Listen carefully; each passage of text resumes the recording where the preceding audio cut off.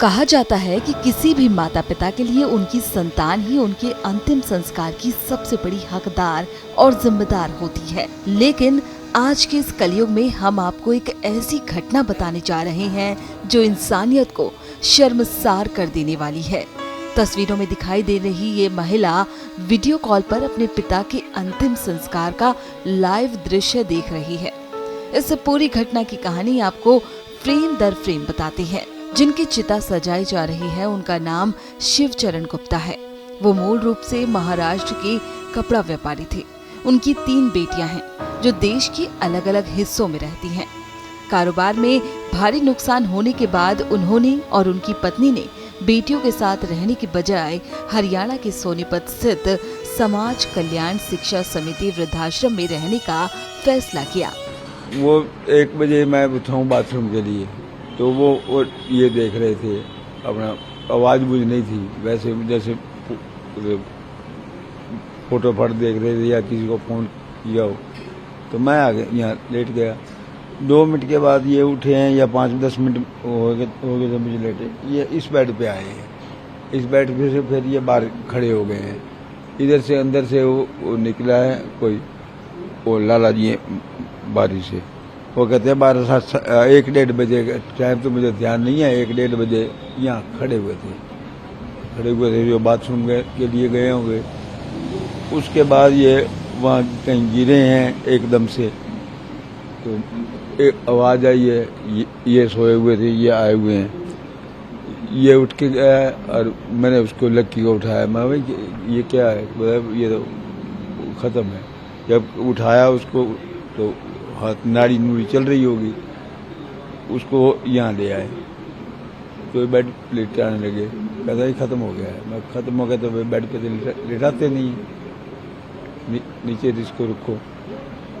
कहता अभी तो फिर बेड पे लेटा दिया, ऊपर सफ़ेद कपड़ा ले आके उन्होंने पंखा बंद करवा दिया, ये कपड़ा डाल दिया। अरे बहुत अच्छे थे वो, हमारे साथ रहते थे तब बहुत अच्छे थे। बीमार भी बहुत कम थे, बस 5 ही 4 दिन में सभी कुछ हो गया उसके लिए। नहीं तो बहुत ठीक थे वो, बोलने चालने में घूमने में अपने आप ही करते थे सभी कुछ। बस 1 ही दिन वो ही थे।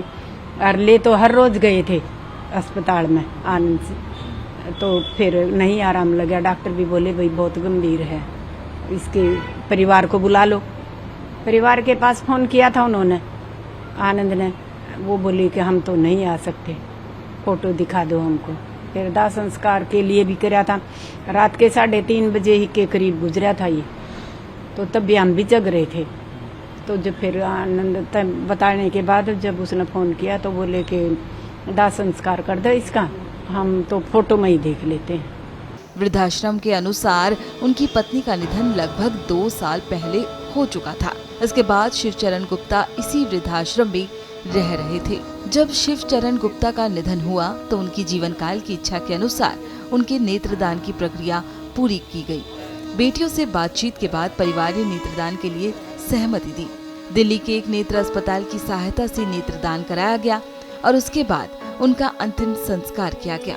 वृद्धाश्रम प्रबंधन के अनुसार पिता के निधन की सूचना मिलने पर बेटियों ने अंतिम संस्कार में शामिल होने में असमर्थता जताई। उनमें से एक बेटी ने अंतिम संस्कार के खर्च के लिए 5100 रुपए ऑनलाइन भेजे और अनुरोध किया कि अंतिम संस्कार उन्हें वीडियो कॉल के माध्यम से दिखाया जाए। इसके बाद आश्रम प्रबंधन और स्थानीय समाज सेवियों ने उनका अंतिम संस्कार कराया, जबकि बेटियां वीडियो कॉल पर ये सब देखती रहीं। अभी करीब 20-25 दिन पहले इनकी तबीयत थोड़ी ही ढीली हो गई, तो मैं हॉस्पिटल में लेके गया, इसको डॉक्टरों से दिखा के लाया। डॉक्टरों ने इलाज किया, सुबह ले गया था, शाम तक छुट्टी कर दी, ले जाओ कोई दिक्कत नहीं है, हो जाए ठीक ठाक।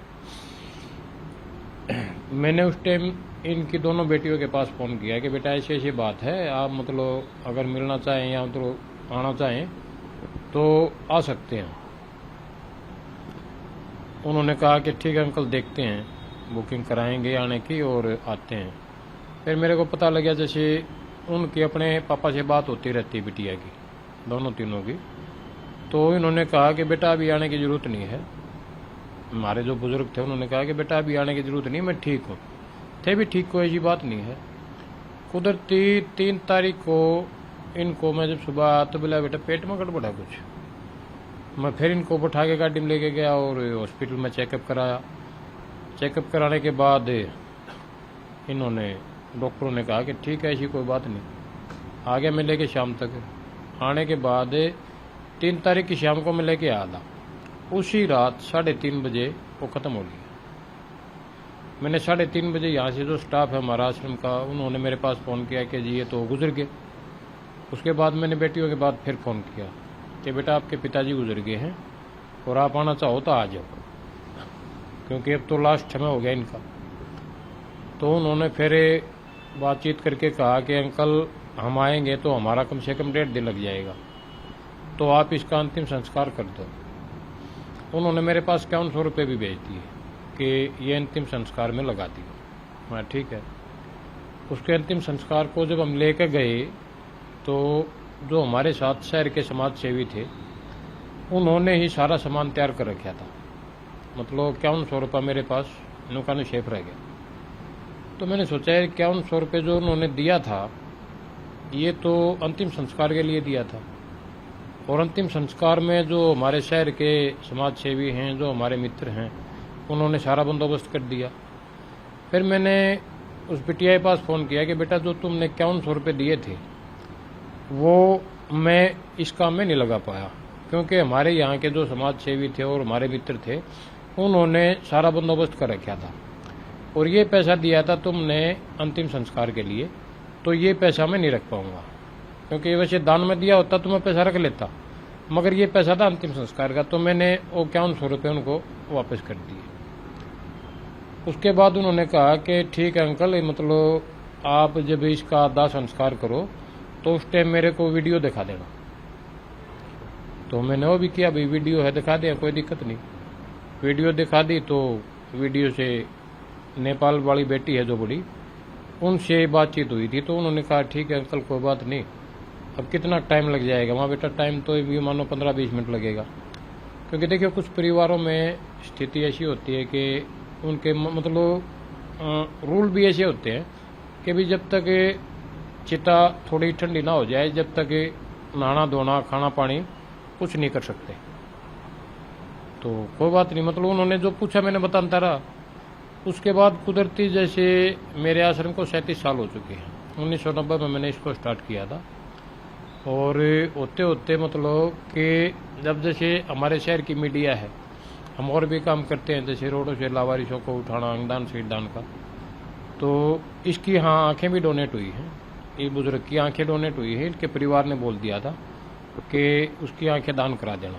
बुजुर्ग ने तो ये बोला था कि मेरा शरीर दान कर दो। माँ शरीर दान के लिए तो जब तक परफॉर्मा नहीं भरा जाता, जब तक शरीर दान नहीं होता। तो मैंने बच्चों को कहा भाई आपके पापा की इच्छा ये थी, तो उन्होंने कहा कि नहीं अंकल, आंखें दान करके और शरीर वो क्या नाम है बॉडी को दफना दो, वो जला दो, जो हिंदू क्रियाक्रम के होता है।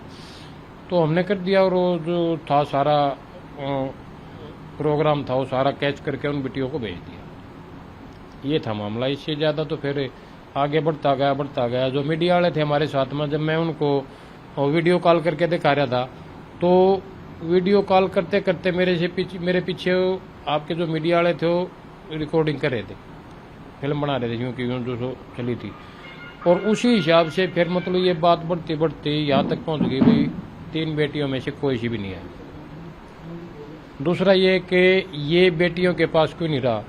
हमारे धर्म में कुछ जो पुरानी सोच के लोग हैं वो ये मानते हैं कि मैं अपनी बेटी के घर का पानी भी नहीं पीता। इन बुजुर्गों की भी इसकी भी यही सोच थी। नहीं तो बच्चों ने कहा, तीनों बेटियों ने कहा कि आप हमारे पास आके रह लो। तो नहीं बेटा, मैं तुम्हारे पास नहीं रह सकता, क्योंकि उसका समय यही था, यहाँ होना था, वो यही समय पूरा हो गया उसका। ये घटना आज के दौर में कई सवाल खड़े करती है। बुजुर्गों की देखभाल, उनका सम्मान और उनके अंतिम समय में उनका साथ देना केवल सामाजिक नहीं बल्कि नैतिक जिम्मेदारी भी है। ये कहानी हमें सोचने पर मजबूर करती है कि आधुनिक जीवन की भागदौड़ में कहीं हम अपने बुजुर्गों से भावनात्मक रूप से दूर तो नहीं होते जा रहे।